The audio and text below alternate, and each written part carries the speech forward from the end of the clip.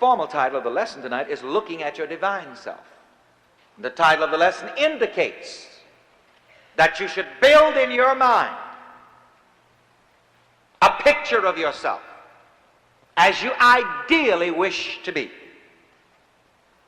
And you should continue in your mind to look at that picture of your ideal self and identify yourself with your ideal self. And I'll tell you this, everything that I've identified with has just come to me. Started looking at the pictures of cars, and when I first came to New York, I used to look at those people getting in and out of those Rolls Royces on Central Park South and in front of the plaza. And, all of these things just happen to me. Sometimes, people will look at me, or look at any person for that matter, and they say, gee, how do you do all of this? Well, I'm trying to teach you the secrets and the techniques. And what I teach you, I know that these techniques will work. That's why I can say to you, in the words of my favorite slang, you can't lose with the stuff I use. Because what I'm passing on to you is what I have learned in the university of life. I'm not just standing here teaching you a theory or something that I read in some book. You want fine homes? Go to the magazine stands and, get beautiful homes and gardens. Get some architectural magazines. And whenever you see good, don't say in your mind, well, that's for them, it's not for me. Too many people count themselves out. There are a lot of you sitting here right now, honestly in your heart, you just don't believe that certain good things are for you. That's for other people. I'll get mine in heaven. You just count yourself out. But even heaven is a state of mind. A lot of people get hung up with me on that. Oh, Reverend, I don't know what to do. You mean when I die, I'm not going to heaven? But one thing they don't argue with me on, good and well you don't have to die to go to hell, because most of you at some point or the other, you've been there.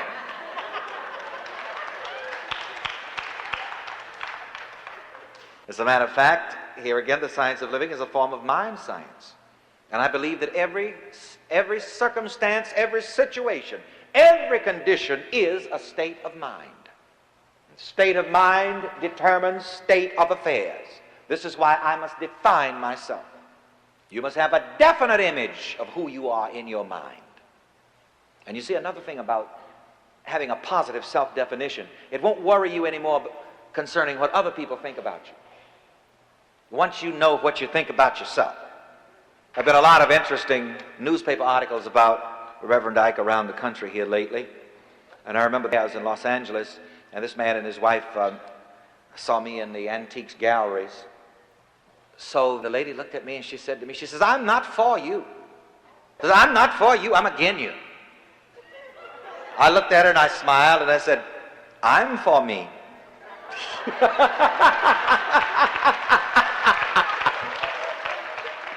And if she had carried that any further, I'd have told her in a different way.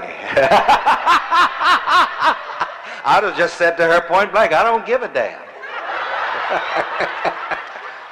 And it was very interesting because she and her husband really got uptight and they went mumbling on out of that place. But you see, that doesn't bother me because I know who I am. And there's something else that I know. There is nobody that dislikes me. The only thing about me that anybody dislikes is his own misconcept of me. That's what people don't like. They have a misconcept and they don't like that. But you see, never confuse yourself with other people's misconcepts. So if you think I'm a rascal, that doesn't bother me. I know who I am. And sooner or later you'll know if I keep knowing it. Because here again, my self-definition communicates itself subconsciously. Whenever somebody meets me for the first time, they have some type of a misconcept about me, and if for some reason they'll say, well, I don't believe in you. That doesn't bother me, and I simply reply that, well, in this ministry, I'm not trying to get you to believe in me as a person. I'm only trying to get you to believe in yourself. So that's another major difference in this ministry and in this philosophy. I'm not trying to get you to believe in me as a person.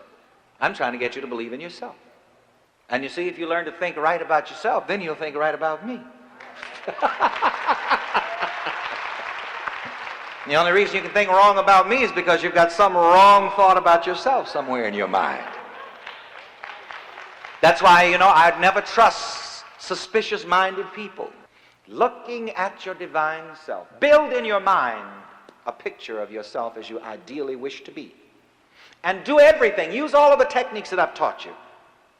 From magazines of fashions, magazines of beautiful homes and wealth and opulence. See yourself as you wish to be.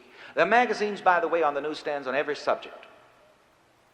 There are magazines on the subject of just travel. If you want to travel, you don't even have to buy magazines. You can go to the tour agents and they'll just give you all the free brochures of travel that you want. And identify yourself with travel to various beautiful places and vacations. You know, we've done that, and we've done that so successfully here at this church. Someone has wisely said, "What thou seest man, become thou must. God, if you see God, dust, if you see dust." So if you see yourself as underprivileged and culturally deprived, that's the way you'll be. If you see yourself struggling and striving, that's the way you'll be. But I say, look at your divine self. Look at the highest idea of yourself. See yourself at your best, being your best, doing your best, and having your best. And I say, really work at it.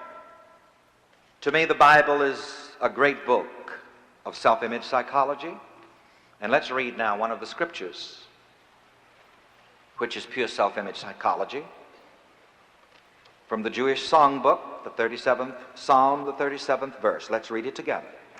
Mark the perfect man, and behold the upright, for the end of that man is peace.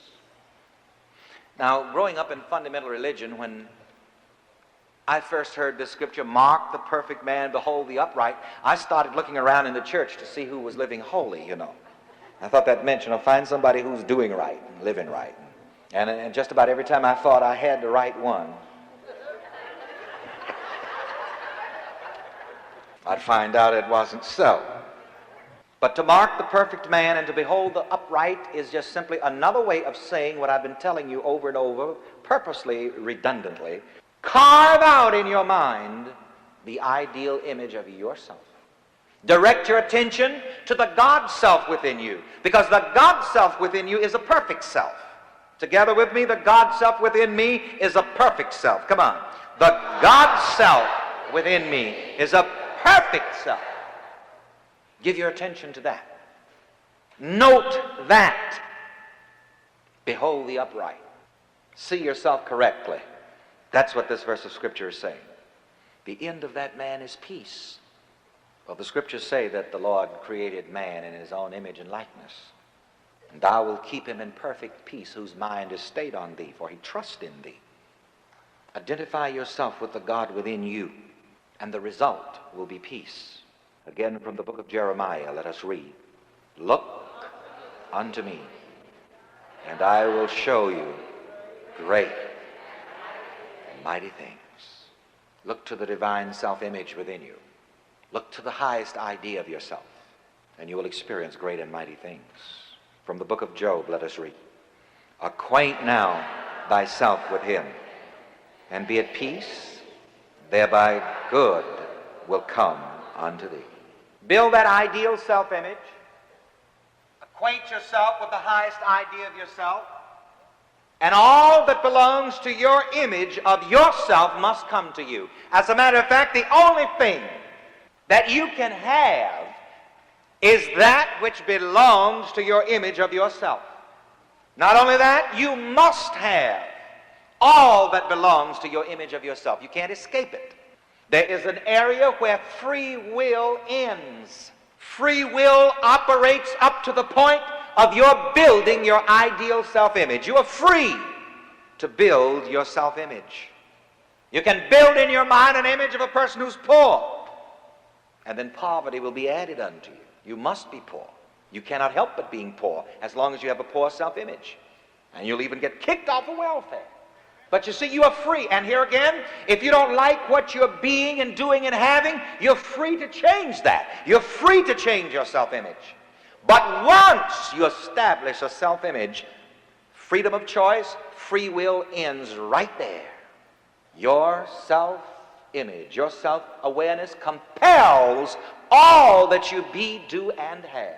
And as a matter of fact, I have reduced, if it is a secret, the whole secret of life to this one term, and hear it and write it.